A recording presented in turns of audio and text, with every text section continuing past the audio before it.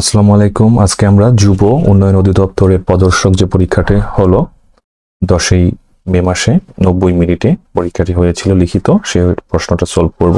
এখানে 1 নম্বর প্রশ্ন ছিল একটা অনুচ্ছেদ জুলাই গণ অভ্যুত্থান নিয়ে। হ্যাঁ, এটা কিন্তু সব পরীক্ষার জন্য ইম্পর্টেন্ট। এই বিষয়ে একটা অনুচ্ছেদ আমরা লিখে দিয়েছি, এগুলো দেখে নেবেন। তারপরে এখানে 2 নম্বর প্রশ্নটি ছিল মাথা শব্দ দিয়ে 5টা ভিন্নার্থক বাক্য রচনা করুন। আমরা 1 নম্বরে লিখেছি মাথা অঙ্গ বিশেষ, তার মাথায় চুল নেই।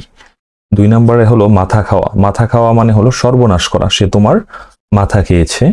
পরে হলো মাথা খাওয়া অর্থ হলো শপথ করা বা দিব্যি দেওয়া, কারো মাথায় হাত ধরে বলি না মাথা খাওয়া, তুমি মাথা খাও, এই কাজটা করলে সেটাই। মাথা খাও বলিও না, খেয়েও মনে করে, মানে শপথ দেওয়া। 4 নম্বরটা আমরা দিয়েছি কি গ্রামের মাথা বা মুরল বা প্রধান, তিনি গ্রামের মাথা। এছাড়া 5 নম্বর আছে মাথায় করে রাখা মানে সসম্মান করে রাখা, আমি তোমায় মাথায় করে রাখবো। যাই হোক, খুব সহজ ছিল এটা, অবশ্য সবাই পারছেন। 3 নম্বর প্রশ্নগুলো আমরা দেখব। 3 নম্বরে প্রশ্ন ছিল বিপরীত শব্দ লিখুন। এসেছে স্মৃতি, এর বিপরীত শব্দ আমরা বিস্মৃতি দিলাম। পরে হলো কৃষাঙ্গীর বিপরীত শব্দ হলো স্থূলাঙ্গী। পরে হলো আস্তিক, এর বিপরীত শব্দ আমরা জানি নাস্তিক। পরে 5 নম্বর হলো আকুঞ্চন, এর বিপরীত শব্দ হলো প্রসারণ। তারপরে ছিল বানান, বিভীষিকা, বিবার হচ্ছিল কয়টা বানান ছিল, বিভীষিকার সঠিক বাক্য হবে কোনটা, দিগিকার আছে। হ্যাঁ, এটা একটা দিগিকার আছে, তাই সঠিক বাক্যটা আমরা দেখলাম বিভীষিকা। মুমূর্ষুর মাঝে ময়ের উৎসকার, আর এই যে মাঝখানের ময়টা দিগুকার হয়। হ্যাঁ, আর মুমূর্ষ মানে মুমূর্ষ নামের প্রথমটার উৎসকার, লাস্টেরটার উৎসকার, মাঝখানেরটা দিগুকার। সমীচীনে ময়টা হবে দিগিকার হবে সমীচীন। ওকে। 5 নম্বরে ছিল করোনা ভাইরাসের উল্লেখ করে আপনার প্রবাসী কোনো বন্ধুকে একটি পত্র লিখুন। পত্র নিয়মটা আমরা সবাই জানি, প্রবাসী বন্ধু বলছে এর জন্য স্টাম্প দিতে হবে, লাস্টে অবশ্যই স্টাম্প দিবেন। হ্যাঁ, বাংলাদেশ বা ঢাকা লিখে ওই বিদেশে একটা স্টাম্প দিয়ে দিবেন। পত্র আসলে স্টাম্প দিতে হবে। প্রেরক, পরে হলো পাপক। ওকে। 6 নম্বর প্রশ্ন আসছিল কি এবং কয় দিগিকার কি এর মধ্যে পার্থক্য কি। এই যে প্রথম যে কয় দিগিকার কি আছে, হ্যাঁ, এটা কিটা সর্বনাম, বিশেষণ বা ক্রিয়া বিশেষণ বা যোজক বা আবেগ। বিশেষত মানে সাধারণত সর্বনামের মানে সর্বনামটাকেই বোঝায় ওই কয় দিগিকার কি। আর এই যে কয় ঋষিকার কি যে আছে, এটা কোনো প্রশ্ন করলে প্রশ্ন উত্তরটা যদি হা বা না হয়, হ্যাঁ, তাহলে এই কিটা উদাহরণ মানে এই কিটা ব্যবহার করা হয়। ধরেন তুমি ভাত খেয়েছো কি, হ্যাঁ, উত্তর এক কথায় হ্যাঁ, তাহলে এই কি হবে, কয় ঋষির কি, মানে যে প্রশ্নের উত্তর এক কথায় হয় সেখানে এই কয় ঋষিকার কি হবে। তারপরে 7 নম্বরে ছিল কি, 7 নম্বর প্রিপোজিশন ছিল মানে fill in the gap. The star আর কোথায় থাকে, স্টার কোথায় থাকে, পৃথিবীর উপরে, তাহলে অ্যাবভ হবে এখানে, অ্যাবভ দ্য ওয়ার্ল্ড মানে তারা। হ্যাঁ, পরে হলো দ্য ক্যাট ইজ ফন্ড, ক্যাটের প্রিয় কি মিল্ক, তাহলে ফন্ড অফ হয়, fond of milk. They always run after হলো টাকার পিছনে ছুটা, run after. April comes, April May মাসে কি আসে, আগে আসে। এপ্রিল কামস বিফোর মে, এর আগে বলতে বিফোর হবে। পরে 5 নম্বর বলছে হি ইজ সাফারিং কি হবে, he is suffering from fever. Suffering হলো মানে সে জ্বর বোধ করছে, তাহলে সাফারিং ফ্রম হবে। পরে হলো 8 নম্বরে ছিল write a briefly about the theory of 30 যে ছিল, 30 মানে হলো 3টা শূন্য তথ্য। ডক্টর মোহাম্মদ ইউনূসের যে 30 সেটা নিয়ে একটি অনুচ্ছেদ লিখতে বলেছে। আপনার 30 কি কি আছে, এটা হলো জিরো পভার্টি, জিরো আনএমপ্লয়মেন্ট এবং জিরো নেট কার্বন এমিশন। এটা হলো 1, এটা হলো 2 আর এটা হলো 3, এই 3 মিলে হলো 30। আসছিল ট্রান্সলেশন, তোমার বাবার পেশা কি। হোয়াট ইজ ইউর ফাদার, এটা ট্রান্সলেশন হলো হোয়াট ইজ ইউর ফাদার। পরে হলো 7 দিনে 1 সপ্তাহ হয়, 7 ডেজ মেক এ উইক। এখানে এস হবে না, কারণ 7 ডেজ হলো প্লুরাল, তাহলে শুধু ভার্বের মানে মেকটা বসবে, এখানে এস বাই এর যোগ হবে না। পরে ঠিক করে উত্তর দাও, আনসার টু দা পয়েন্ট। ওকে। তারপরে 5 নম্বরটা হলো ছেলেটা অঙ্কে পাকা। আমরা জানি কোনো কিছু দক্ষ অর্থে গুড অ্যাট ব্যবহৃত, তাই the boy is good at মানে দক্ষ বা পাকা অ্যাট ম্যাথমেটিক্স। ওকে। সে না হেসে পারলো না, হি কুড নট, সে পারলো না, কুড নট হেল্প হলো সে পারলো না কি লাফিং। এটা যদি আমরা এইভাবে দিলে হবে হি কুড নট বাট লাফ, LAUGH, এটা দিলেও হবে, হি কুড নট বাট লাফ। আর যদি আমরা এটা লিখি কুড নট হেল্প, তাহলে ভার্বের সাথে আইএনজি হবে, লাফিং হবে, তখন এটা ভার্ব থাকবে না। কিন্তু আমরা যদি এটা দিই হি কুড নট বাট লাফ, এটাও হবে, দুইটাই উত্তর। পর একটা বাংলা অনুবাদ আসছিল, সামার এন্ড উইন্টার আর two contrasting seasons of Bangladesh, মানে দুইটা বিপরীত, সামার এবং গ্রীষ্মকাল, গ্রীষ্মকাল এবং শীতকাল হলো বাংলাদেশের দুটি বিপরীতধর্মী ঋতু।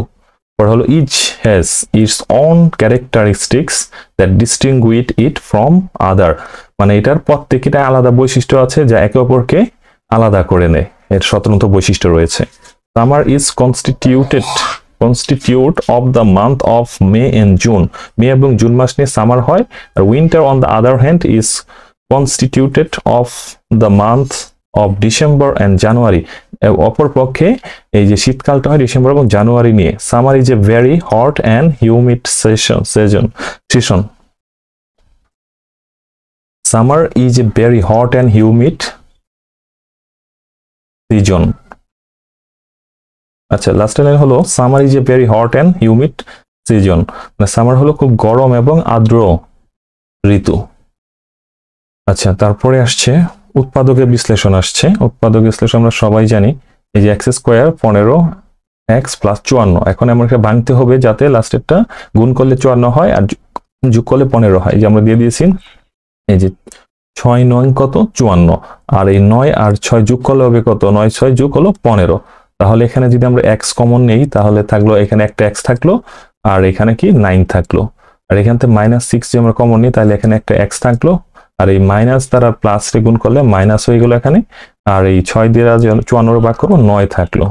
ওকে, তাহলে এটা কমন নিলে x - 9 কমন নিলাম, তাহলে বাকি থাকলো x আর বা -6, তাহলে উত্তর হলো এটা। আর 3x square plus x plus -10, এটাকে আমরা ভাঙালে কত ভাঙাইতে পারি? হ্যাঁ, 3 10 কত হবে, এই যে 3 আর 3 দিয়ে 10টা গুণ করো 30, তাহলে 30টা যদি আমরা ভাঙাই আমাকে প্লাস x থাকতে হবে, তাহলে কত দিতে পারি আমরা? 5 6 30, তাহলে 5 6 30 আমরা কে ভাঙাতে পারি। তাহলে যে এখানে ভাঙালাম 3x স্কোয়ার লিখলাম আর প্লাস 6 30, এখানে প্লাসের x আছে তাই প্লাস 6টা সামনে দিলাম, মাইনাস এক্সটা 15 এখানে দিলাম, তাহলে এটা গুণ করলে হবে -30। ওকে, তারপরে এখান থেকে আমরা 3x কমন নিলাম, 3x কমন নেওয়ার পরে এখানে থাকলো একটা x, আর এই যে প্লাস, আর এখানে কত, এইখানে 3x দিয়ে ভাগ করলে শুধু থাকলো 2, এখানে আমরা কি মাইনাসটা নিলাম, আর এখানে কত 5টা কমন নিলাম, তাহলে এখানে থাকলো একটা x, আর এই মাইনাস দ্বারা মাইনাসে গুণ করলে হয়ে গেল এই যে প্লাস, আর এখানে এই 5 দ্বারা যখন 10 এর ভাগ করব 5 দুগুণে 10 2, তাহলে এই x প্লাস 2 কমন, আর থাকলো বাকি 3x, আর এই যে মাইনাসের 5 মাইনাসের উত্তর এটা। 120 মিটার লম্বা একটি আন্তঃনগর এক্সপ্রেস একটি লাইট পোস্টকে 6 সেকেন্ডে অতিক্রম করলো, ট্রেনটির গতিবেগ কিলোমিটার ঘন্টায় কত? এটা আমাদের বুঝতে হবে যে আমরা সূত্র জানি কি, distance equal to speed into time. এখন এখানে বোঝার বিষয়টা হলো লাইট পোস্ট বলতে ওই যে রেল লাইনের সাথে যে লাইট সিগন্যাল দেওয়ার জন্য যে লাইট খাম্বাগুলো থাকে, হ্যাঁ, সেটাকে লাইট পোস্ট বলা হয়। এখন এই যে লাইট পোস্টটাকে যে অতিক্রম করলো এর অর্থ কি? লাইট পোস্টটাকে এখানে ধরেন একটা লাইট পোস্ট দাঁড়ানো আছে, হ্যাঁ, এই যে লাইট দেওয়া, লাইট পোস্টটাকে অতিক্রম করা মানে হলো এই যে সম্পূর্ণ ট্রেনের নিজের দৈর্ঘ্য অতিক্রম করা। এই লাইট পোস্ট থেকে যখন এই সম্পূর্ণ ট্রেনের দৈর্ঘ্যটা অতিক্রম করবে লাইট পোস্টটাকে, তখনই কি লাইট পোস্টটা অতিক্রম হবে, মানে ট্রেনের নিজের দৈর্ঘ্যটা অতিক্রম করা মানেই হলো লাইট পোস্টকে অতিক্রম করা। তাহলে আমরা এটা লিখতে পারি কি, 6 সেকেন্ডে, এই যে 6 সেকেন্ডে ট্রেনটি অতিক্রম করে কত মিটার? 120 metre, 120 metre. তাহলে 1 সেকেন্ডে অতিক্রম করে কি কম করবে, তাহলে 6টা নিচে চলে যাবে। আর আমাকে কি বলছে? আমাকে কিলোমিটার এবং ঘন্টায় বের করতে বলছে। ঘন্টা আমরা জানি কত, আমরা জানি 1 ঘন্টা সমান হলো কত, 60 মিনিট বা 3600 সেকেন্ড। তাহলে আমরা এটা লিখতে পারি যে 2 ঘন্টা বের করবে, আর এখানে সেকেন্ড আছে, তাহলে 1 ঘন্টা বা 3600 সেকেন্ডে অতিক্রম করে কত? 36 সেকেন্ডে অতিক্রম করে হলো এই যে 72,000 মিটার। একে যদি আমরা 1000 দ্বারা ভাগ করি, 1000 কেন ভাগ করব? কারণ 1 কিলোমিটার সমান হলো 1000 মিটার। আমাকে যেহেতু কিলোমিটার এবং ঘন্টায় নিতে বলছে, তাই আমরা 1000 দ্বারা ভাগ করলে কিলোমিটার হয়ে যাবে পার ঘন্টাতে। বুঝতে পারছি তো নাকি? পরে হলো দুটি সংখ্যার অনুপাত এত, তাদের লসাগু হলো এত, সংখ্যা দুটি কি কি? আচ্ছা, আমরা যদি এটাকে ধরে নেই, দুটি সংখ্যা হলো, একটা হলো 3x আর একটা হলো কত 4x। লসাগু মানে কি? লসাগু মানে সবগুলোই নিতে হবে।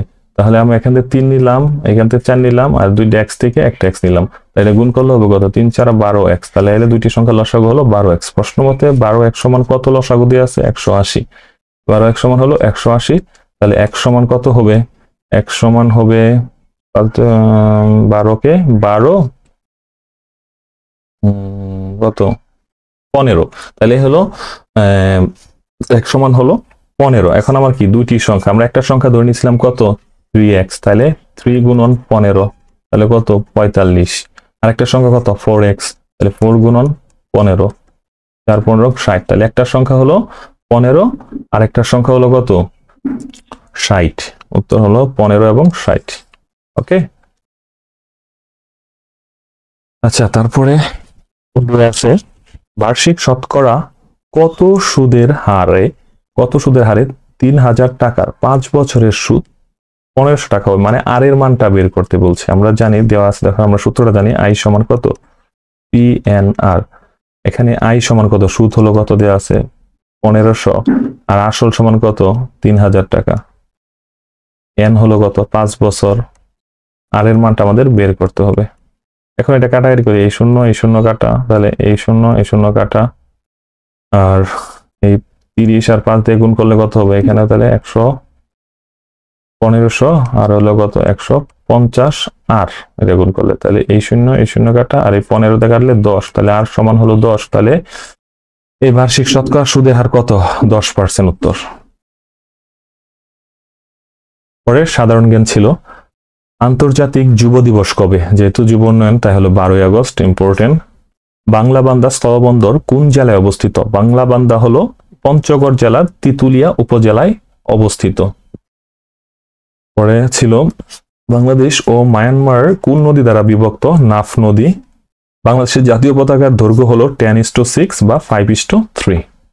36শে জুলাই বলতে কোন তারিখকে বোঝানো হয়? 5ই আগস্টকে 36শে জুলাই বলা হয়। বাংলাদেশের রপ্তানিতে আয়ের প্রধান পণ্য কোনটি? তৈরি পোশাক। পরে 6 নম্বর হলো সেন্ট মার্টিন দ্বীপের অপর নাম হলো নারিকেল জিঞ্জিরা। এসডিজি এর পূর্ণরূপ কি? Sustainable development goal. এলডিসি হলো least development countries. Corona 19 virus প্রথম শনাক্ত হয় চীনের উহান শহরে। তারপরে হলো 2024 সালে অলিম্পিক গেমস কোথায় অনুষ্ঠিত হয়েছে? ফ্রান্সের প্যারিসে। জার্মানির বর্তমান মুদ্রার নাম হলো ইউরো। 8 গম্বুজ মসজিদ কোন জেলায় অবস্থিত? বাগেরহাট জেলায় অবস্থিত। ডক্টর মোহাম্মদ ইউনূস কত সালে নোবেল পুরস্কার লাভ করে? 2006 সালে শান্তিতে। বাংলাদেশের জাতীয় পাখির নাম হলো দোয়েল। তো বাংলাদেশের ম্যানগ্রোভ ফরেস্ট হলো সুন্দরবন। লালবাগ কেল্লা কে নির্মাণ করেন? শায়েস্তা খান। লালবাগ কেল্লা শায়েস্তা খান নির্মাণ করেন। বাংলাদেশের সর্বপ্রাচীন জনপদ হলো পুন্ড্র। ভাষাঞ্চর কোন জেলায় অবস্থিত? নোয়াখালী জেলায় অবস্থিত। বাংলাদেশের নাগরিকদের ভোটাধিকার প্রয়োগ সর্বনিম্ন বয়স 18 বছর। আশা করি কে কত নাম্বার পাবেন জানাবেন, আপনাদের কাটমার্কটা বলে দেওয়া যাবে। তাহলে কেমন পরীক্ষা দিয়েছেন জানাবেন, কত মার্ক আশা করতেছেন, কার কয়টা ম্যাথ হলো সেটাও জানাবেন। ধন্যবাদ সবাইকে।